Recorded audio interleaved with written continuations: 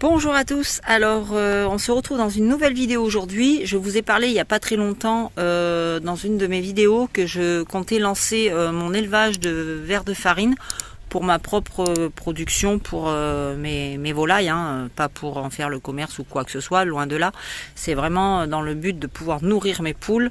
Voilà, c'est point barre. Pas pour me nourrir moi parce que voilà, hein, ça je laisse cette option là pour les gens qui en sont capables, et bravo à eux parce que moi j'en suis incapable. Bon, je dis pas, j'ai déjà goûté des vers de farine secs. Ça a un goût de noisette. Voilà, j'ai goûté sec, je voulais voir ce qu'il en était. Mais voilà, des vivants, non. Mâcher dans un truc qui claque sous la dent et qui vous fait du jus, non, c'est... Comment dire, impossible d'en parler. On a la gourmande qui est là, qui se dit « Oh, mais qu'est-ce qu'il y a dans ces paquets ?» Ben oui. Donc voilà, alors on va commencer par le commencement tout simplement. Voilà, bon, j'ai déjà lancé le truc, hein, j'ai déjà mon... Regardez là, la chipie, là. Regardez-la, là. Hein? Qu'est-ce que tu veux, Piaf? Bah ouais, t'as vu, hein. Et donc j'ai déjà lancé mes bacs parce que j'ai fait avec ce que j'avais sous la main. Et donc j'avais commencé avec de la farine farine de blé complète. Et puis bon, en me renseignant un petit peu à droite à gauche, j'ai des gens qui sont venus m'aider suite à l'annonce que j'avais fait sur ma page et sur la vidéo la dernière fois. Donc et puis je me suis renseignée beaucoup et donc il s'est avéré qu'on m'a dit qu'il valait mieux utiliser du son de blé. Alors tout simplement, voilà, j'en profite pour faire la vidéo parce que je viens de le recevoir. Je l'avais commandé sur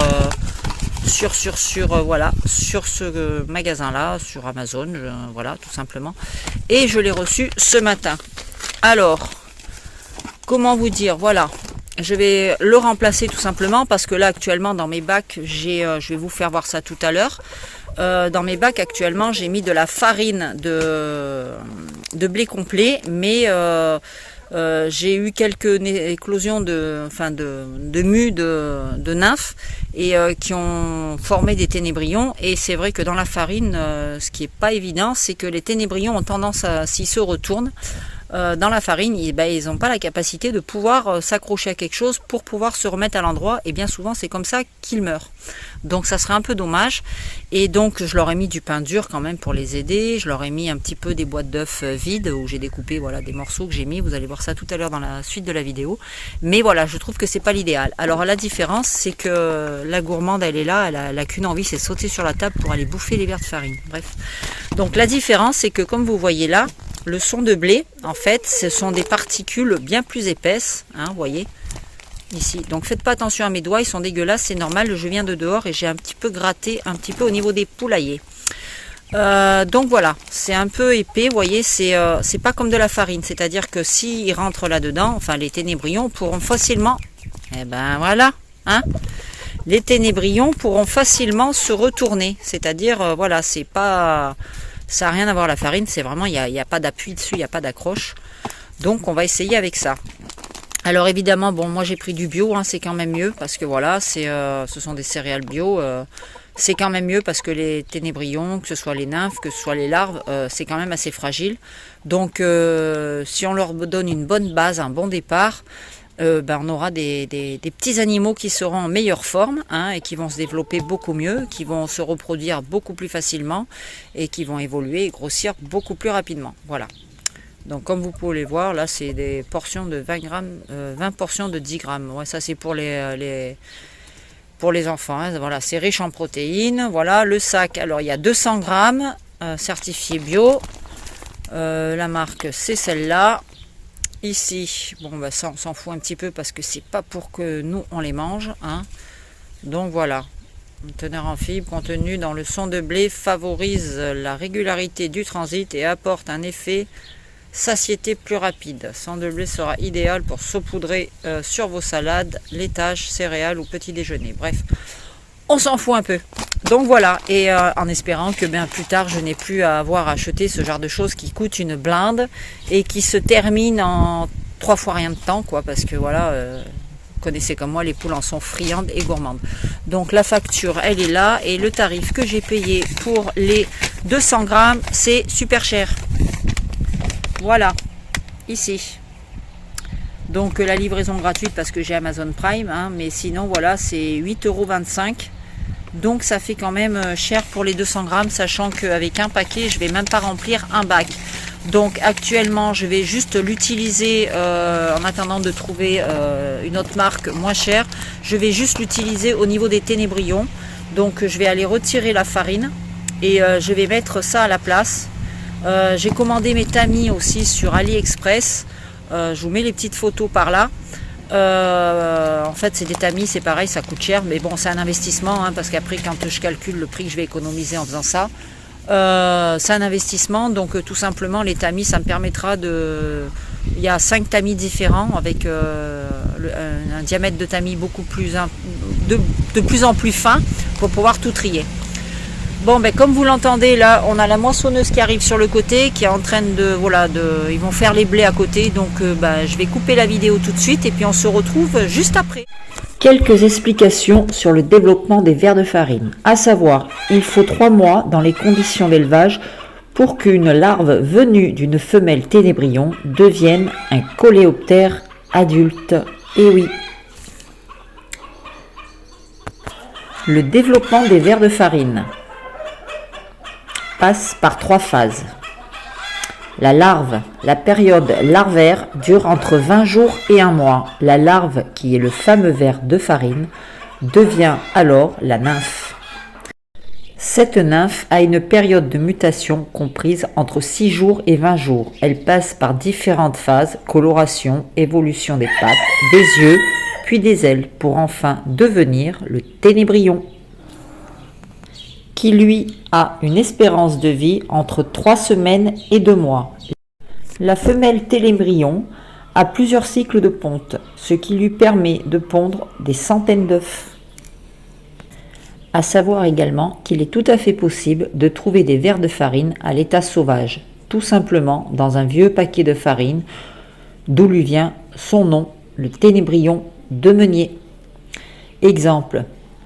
Dans un grenier à l'abri de la lumière, si vous disposez de la farine et de la pomme de terre, il y a forte chance, à la nuit tombée, que vous en trouviez. Il suffira simplement de récolter les coléoptères adultes qui seront vos futurs reproducteurs.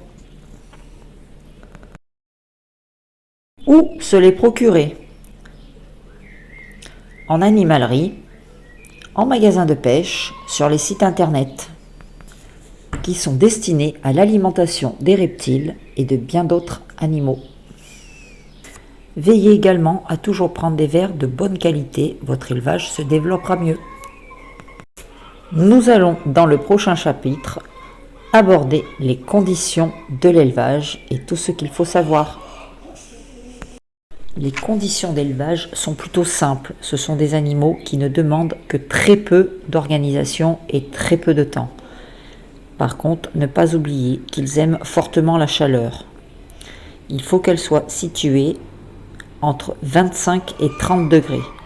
Bien entendu, on ne dépasse pas les 30 degrés. Au-delà, cela mettrait en péril l'élevage.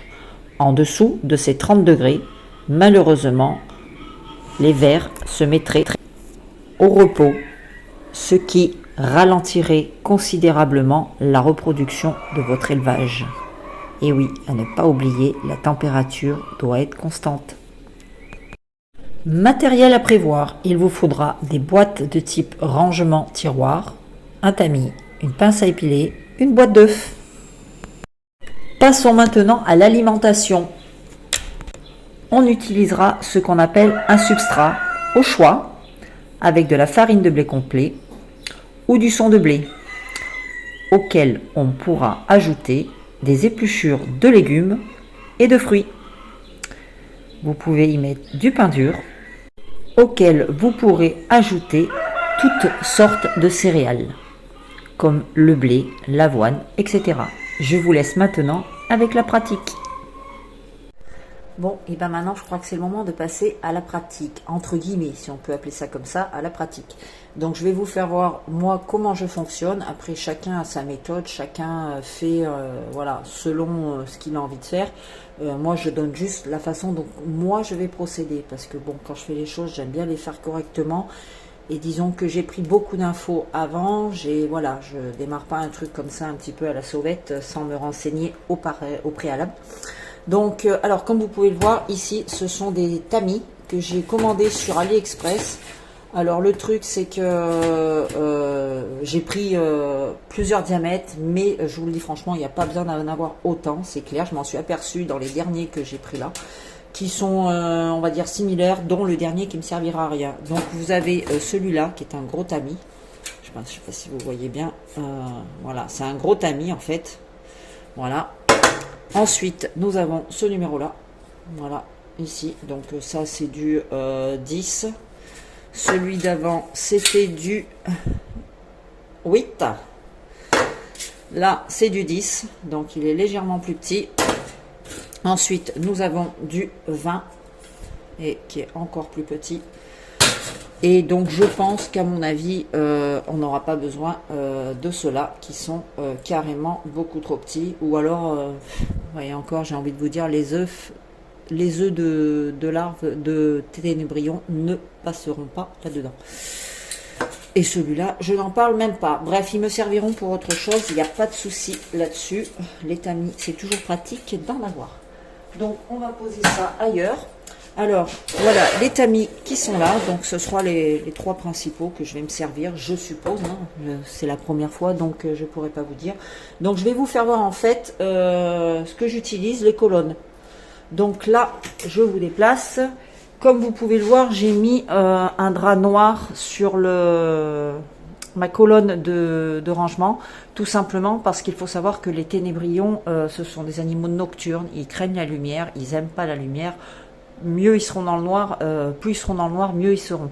Enfin, on ne dit pas de les mettre dans le noir complet, genre il fait nuit tout le temps dans la pièce, mais voilà, une luminosité, voilà, pas devant une fenêtre, pas dans un point de lumière, voilà, excessive. Donc voilà, donc là pour le moment, le temps de faire la vidéo, je leur ai mis un drap noir, voilà, comme ça, sur la boîte, pour pouvoir tout simplement les laisser, parce que là dans ma cuisine, il fait quand même extrêmement lumineux. Donc voilà, ce que moi j'utilise. Là, alors c'est ces boîtes tout simplement des rangements, vous savez qu'on trouve un peu de partout à tiroir, pas plus, pas moins. Ici, je vais réouvrir. Voilà, et le côté pratique de ces boîtes, c'est que vous voyez, on peut laisser ouvert un petit peu comme ça, on peut les laisser ouverts beaucoup plus. Ça permet une ventilation importante quand même, parce qu'il faut le dire ce qui est. Il faut quand même que ce soit aéré et ventilé pour éviter qu'il y ait des moisissures qui se créent à l'intérieur. Qu'est-ce que je peux dire de plus? Eh bien pas grand chose. Donc là je vais prendre tout simplement, j'ai fait des erreurs déjà dès le départ parce que mes bacs, vous voyez, sont déjà en route, en place. J'ai fait des erreurs, notamment dans celui-ci. Je vais vous expliquer pourquoi. D'ailleurs on va le prendre tout de suite et on va se mettre en haut. Tout d'abord je vais vous expliquer tout simplement. Moi dans les médias je voulais travailler avec 4 tiroirs, mais finalement je vais essayer de démarrer avec les 3, voir comment ça fonctionne. Et puis, s'il faut par la suite, je rajouterai un tiroir. Alors, tout simplement, je vais avoir le premier bac ici qui va être dédié aux vers de farine, aux larves. Voilà, les premières, ce sont les larves, c'est celles qu'on met là, ici. Donc, j'ai commandé, je vous mets le lien, enfin, la photo du site. J'ai commandé 500 grammes de vers de farine parce que c'est vrai que c'est pas avec le peu que j'ai commencé que ça va me permettre de pouvoir être productive rapidement. Donc là, j'en ai recommandé 500 grammes que je mettrai dans ce bac-là, en plus de ceux que j'ai déjà. Donc, je disais, donc le premier bac va servir pour mettre les larves, ici. Donc, ça sera simplement les larves. En dessous, ici, je mettrai les ténébrions et les nymphes. Voilà, je mettrai, je voulais faire un bac spécial nymphes, mais bon, bref, je verrai plus tard. Savoir que j'aime bien séparer quand même les nymphes des ténébrions parce que voilà, ce sont des animaux quand même qui font du cannibalisme. Mais après, il y a des méthodes pour réduire au maximum le fait que ils se mangent entre eux. Donc après, voilà, il faut, s'ils sont bien nourris en général, s'ils ont des abris, enfin tout ce qu'il faut, normalement, ça réduit quand même les risques. Et donc ici, je mettrai les ténébrions et les nymphes. Et dans le dernier tiroir en bas, ce sera tout ce que je vais passer au tamis, où on retrouvera notamment les excréments et les œufs des ténébrions. Voilà, quand ils auront pondu, eh bien, je passe dans le bac du dessous, ici. Et ensuite, quand les premiers verres commenceront à apparaître ici, je prendrai tout simplement ce bac-là, je viendrai le tamiser pour récupérer tous les verres et que je remettrai ici. Et ainsi de suite. Donc, il faudra tamiser tous les bacs au fur et à mesure. Voilà, donc c'est parti, on va prendre le premier. Je vous ai expliqué l'erreur que j'ai faite dans celui-là. Hop, je vous repose ici. Voilà, désolé, hein, c'est pas très... Hop là. Et je vais attraper le premier bac. Voilà. Donc, dans ce bac-là, nous avons essentiellement... Je vais pousser un peu mon merveilleux. Voilà, dans ce bac-là, nous avons essentiellement des verres de farine, ici. Donc on peut les voir ici, il y en a un petit peu de partout, voilà, tout simplement. Ils sont beaux, ils sont gros, c'est de la belle qualité, hein. Voilà, je vous fais voir. Hop là, donc ici, donc ce que j'ai fait en fait, la bêtise que j'ai faite, c'est simplement, bon, vous voyez, j'ai mis de la nourriture, j'avais mis des carottes, bon, d'ailleurs je vais enlever parce que là, vous voyez, les carottes, ça crée de l'humidité et ça c'est pas bon pour les... Voilà, vous voyez, au niveau des carottes, ça s'agglutine. Donc quand on met de la nourriture, vaut mieux la changer tous les un jour sur deux. Vous voyez. Alors retirer les déchets pour ne garder que les... Voilà, parce que vous voyez, ça crée de l'humidité et ça, c'est pas bon pour les vers de farine. Il faut savoir que ce sont des animaux qui n'aiment pas l'humidité. Hein. Ils ont besoin d'un petit peu... ils se nourrissent essentiellement avec les déchets qu'on va mettre. Voilà, alors on secoue bien d'être sûr de ne pas avoir de verre dedans. Vous voyez, ils ont mangé, on voit les petits trous ici qu'ils ont mangé. Donc voilà, on trie. Là, il me reste essentiellement, voilà. Alors comme vous pouvez le voir, quand j'attrape ici, j'ai mis tout simplement la bêtise hein, des céréales. Donc voilà, j'ai mis des céréales qui sont quand même des gros flocons. Et là, le problème, c'est que voilà, quand je vais vouloir tamiser, ben, ça ne va pas passer à travers le tamis. Donc, je vais me retrouver quand même, au mieux d'avoir que les verres dans le tamis, je vais me retrouver avec tous ces trucs. Donc, ça va m'obliger à trier. Et le but du tamis, c'est justement d'éviter de trier. Le problème, il est là. Donc, je vais trier ce bac-là. Et puis, on se retrouve tout de suite. Alors, ce que je vais faire, c'est que je vais mettre tout simplement dans le gros tamis cette partie-là du bac pour enlever tout simplement les céréales que j'ai mis dedans. Voilà. Donc, d'un côté, j'ai prévu le pain avec les verres et le sopalin, ici. Et de l'autre côté, je vais mettre ici toutes les nymphes que je vais trouver dans le bac. Parce qu'il faut savoir que dans ce bac-là, nous avons les verres qui vont ensuite se transformer en nymphes, comme je vous ai expliqué un petit peu dans les explications juste avant, et qui après deviendront ténébrions. Alors c'est parti, donc logiquement ces tamis-là servent justement à éviter des manipulations, donc logiquement on met tout dedans. Les verres passent à travers ici, tombent dans le deuxième tamis un peu plus petit, vont repasser à travers, et ce qui fait que les grosses particules vont rester là, et ça évite de s'embêter comme je vais le faire là. Mais bon, c'est parti, on va le faire. Donc ici, bien trier, regardez qu'il n'y ait pas de nymphe, tout simplement. Ici, hop. Et voyez au moins tous les déchets retombent en bas, c'est-à-dire que là on va récupérer tout ce qui est les petits verres et retirer tout ce qu'on ne veut pas garder. Donc là normalement il faut avoir une petite pince, donc moi je fais plus simple, je ne m'embête pas. Ici je ne prends que les verres comme ça, voilà, je vous fais voir tout simplement. Après il faut avoir comme une espèce de pince à épiler avec un espèce de sparadrap au bout, mais j'avais pas envie de m'embêter parce que étant donné que je suis pas très branchée, tout ce qui s'ensuit, les pinces à épiler, je ne sais pas où elle est.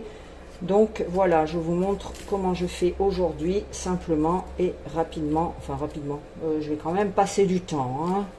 Je vous le cache pas. Bon, pour vous, vous allez voir ça en accéléré, donc ça va pas gêner. Tout simplement. Hop, hop, hop. Allez. C'est parti.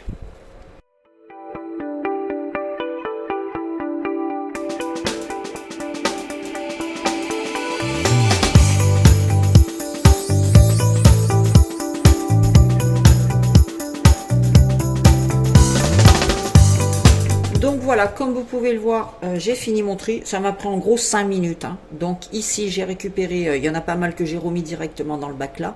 J'ai récupéré mes verres, uniquement verres, mes verres, pardon. Blablabla.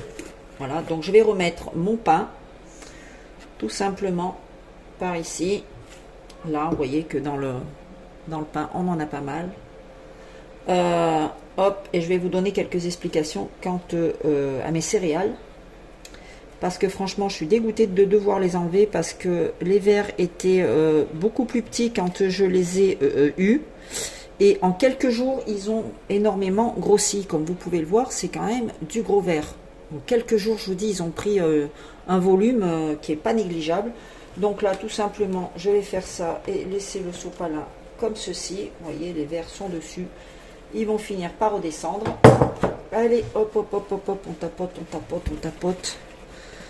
On tapote, vous connaissez ce terme? Voilà, je l'entends, mais sur TikTok, c'est un truc de dingue. J'ai l'impression d'écouter que ce mot. On tapote, les gens. Ouais, ouais, ouais. Il y en a qui vont avoir des problèmes arrivés à la retraite avec les pouces et les cartilages de la main. Bref, voilà. Là, il n'y a plus rien. Donc ici, j'ai remis tous mes verres, comme vous pouvez le voir. Alors, je vous explique tout simplement le pourquoi du comment. Il a fallu que je retire ces céréales qui sont au top. C'est du muesli. Donc, il y a de tout. Il y a de l'avoine, c'est tout un tas de céréales mélangées. C'est ce que je prends moi au petit-déj. Ouais, c'est trop bon. Donc voilà, donc j'ai retiré toutes les céréales pour bien être sûr. Voilà, regardez. Vous voyez pourquoi je retire les céréales? Vous n'allez pas voir, ça va pas faire la pointe. Est-ce que ça va faire la pointe? Voilà, vous voyez, cette petite chose ici, là, au bout de mon doigt.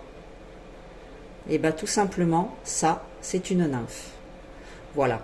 Alors, quand vous voyez avec la céréale, vous vous rendez compte que c'est compliqué de pouvoir faire le tri entre les nymphes qui ont une couleur très claire et les céréales directement. Voilà. Donc là, vous avez ici une nymphe. Hop là, voilà. Ça, c'est une nymphe. Donc, vous imaginez que pour les trier là-dedans, c'est un peu compliqué. D'où que j'ai fait une bêtise et que je ne reproduirai pas. Parce que tout simplement, après, le travail il devient incroyablement difficile.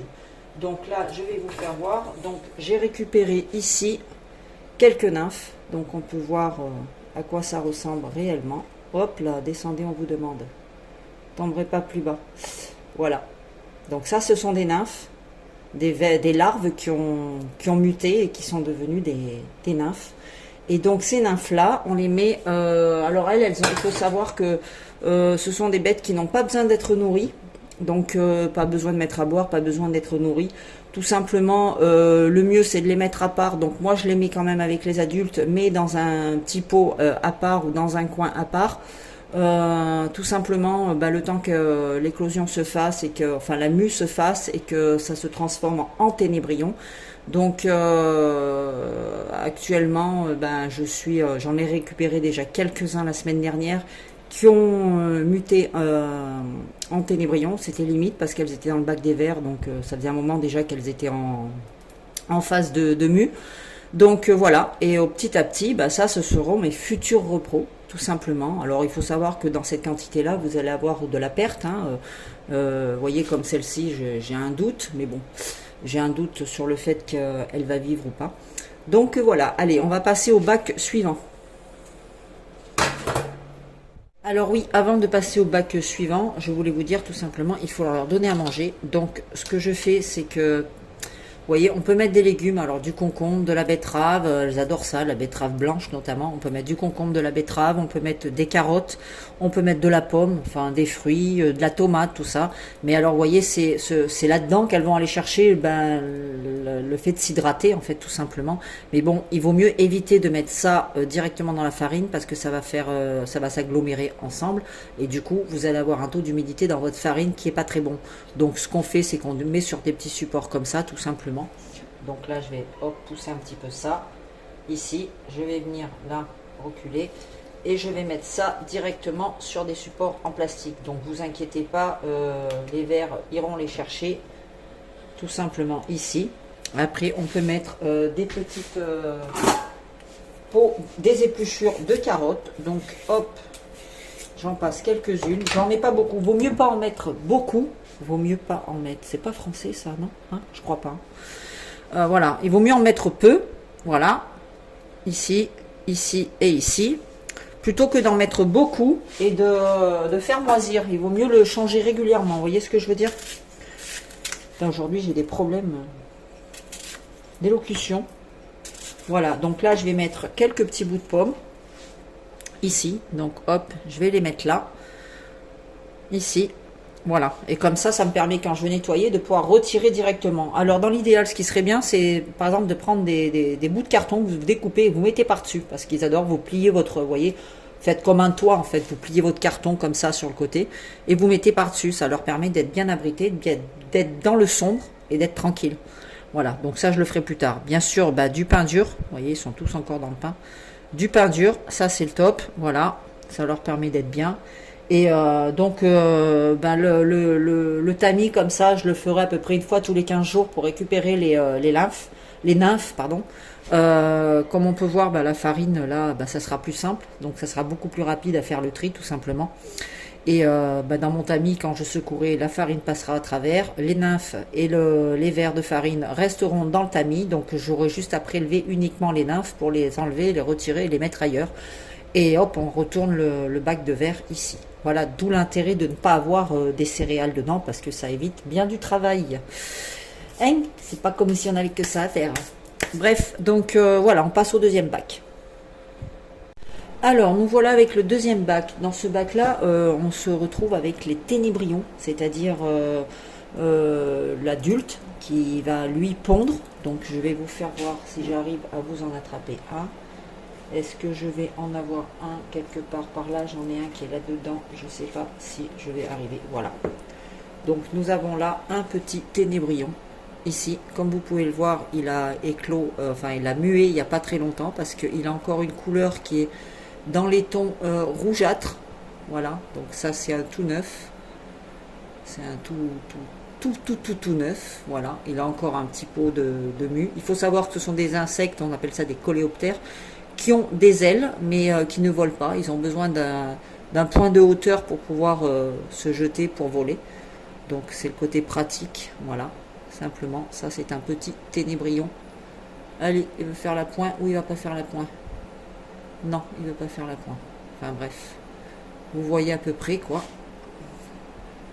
Cette petite bête, donc ici, je vais la remettre dedans, hein, parce que c'est très important, ces petites bestioles là. On en a besoin. Donc ici, donc j'ai tous mes ténébrions qui sont dans le bac. Alors je ne sais pas si vous allez les voir facilement. Je dois en avoir peut-être une vingtaine actuellement. Voilà, on en a là qui bougent par ici. Voilà. Donc ici, on en a aussi dans le pain. Ici. Voilà. Et tous ces petites bestioles là, en fait, vous voyez, j'ai fait un peu la même erreur ici, c'est-à-dire que j'ai remis bah, du son de blé. Alors c'est une matière qui est quand même assez épaisse ici. Mais bon, ça va moins me poser problème parce que quand je vais passer au tamis, pas dans celui que j'avais, mais je vais prendre plutôt le deuxième tamis, par exemple celui-ci. Voilà, qui a des trous un peu plus fins. Là, les larves, enfin les œufs du ténébrion passeront au travers et tout ce qui est épais et plus gros restera dans le tamis. Donc ça va être impeccable.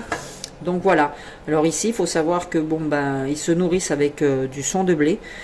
Ils ont pareil des légumes, ils ont du pain, voilà, à renouveler régulièrement. Pareil les légumes, vous voyez. Et ici, ça serait l'idéal aussi, pareil, de recouvrir. Et à côté, on peut voir que nous avons une petite boîte. Et dans cette petite boîte, c'est là où je vais mettre, vous en avez quelques-unes déjà ici. Voilà, je vais les attraper. Voilà. Vous avez quelques nymphes qui sont ici. Voilà. Donc, on peut voir quand l'éclosion va arriver, en général, on peut commencer à voir les yeux qui foncent. Enfin, ça fait des petites billes noires. Voilà, la couleur aussi se met à foncer.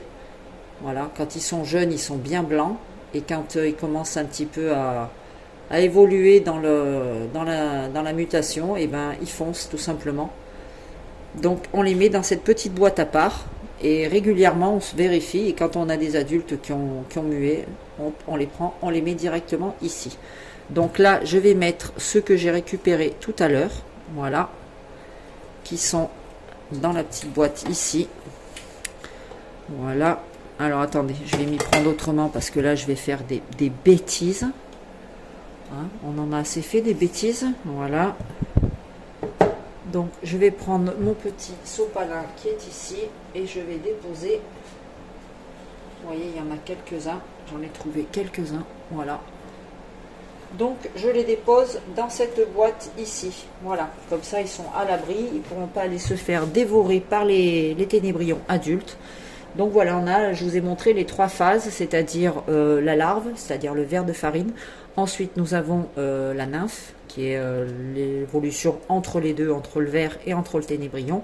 Et ensuite vous avez vu les ténébrions. Alors le ténébrion, comme j'ai dit, quand il éclot, enfin quand il mue, la nymphe, elle devient un ténébrion. Alors tout de suite elle est pratiquement une couleur un peu rouge doré, cuivré, on ne saurait pas dire, c'est une couleur très très claire, et au fur et à mesure des heures de la journée qui vont passer, la couleur va changer pour aller jusqu'à devenir noire. Voilà, donc vous savez que quand vous en trouvez des couleurs très claires, dorées, cuivrées, ce sont des nymphes qui ont éclos dans la journée, et arrivé au fur et à mesure des heures qui vont s'écouler, elles vont devenir normalement pratiquement toutes noires. Donc voilà.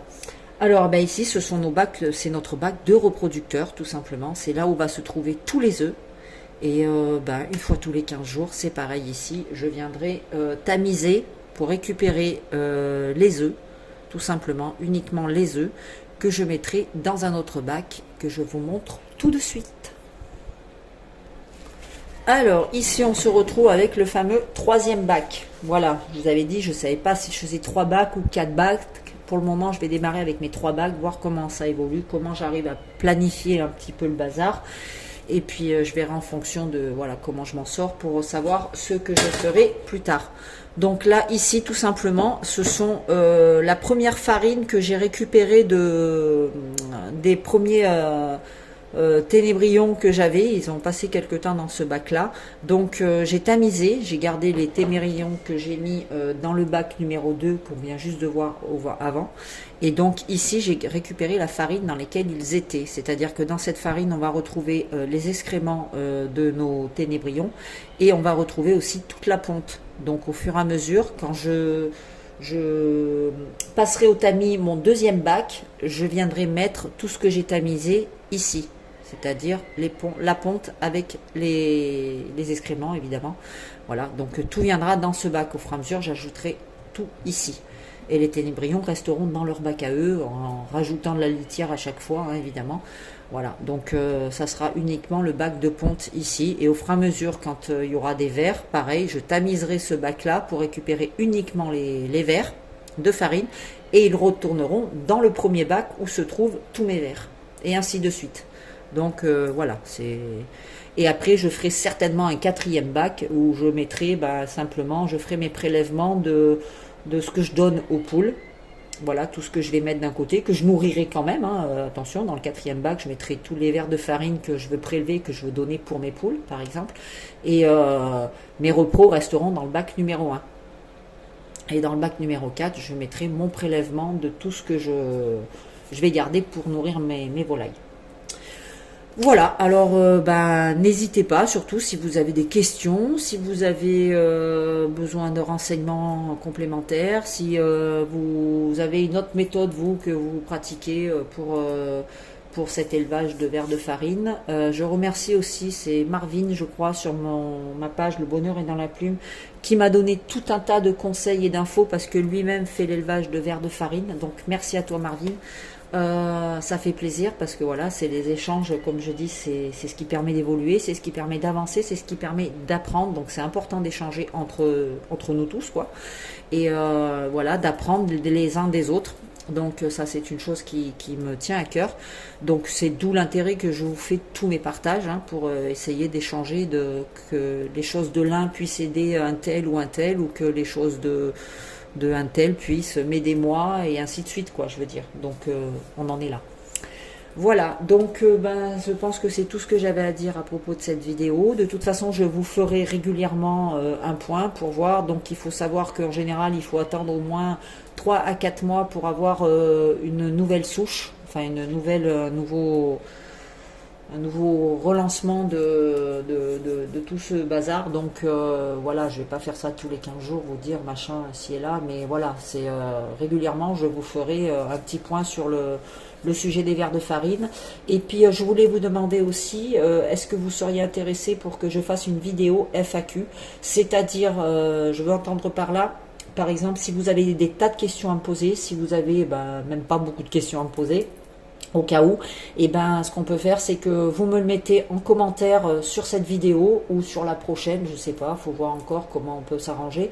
Vous me posez vos questions, je relèverai toutes les questions et je ferai une vidéo FAQ en répondant à toutes vos questions directement sur une vidéo spéciale, que ce soit pour les poulaillers, la nourriture pour les poules, les soins, les verres de farine, pour tout ce qui englobe l'élevage ou que je fais à mon élevage, ou si j'ai les réponses, et ben je vous les donnerai avec plaisir. Donc n'hésitez pas à me le dire en commentaire surtout. Et puis voilà. Et ben en attendant, je vous souhaite à tous de passer une très très belle journée, de fin de journée. Je vous dis à très bientôt sur la chaîne Le Bonheur est dans la plume et le village des Gallinacés.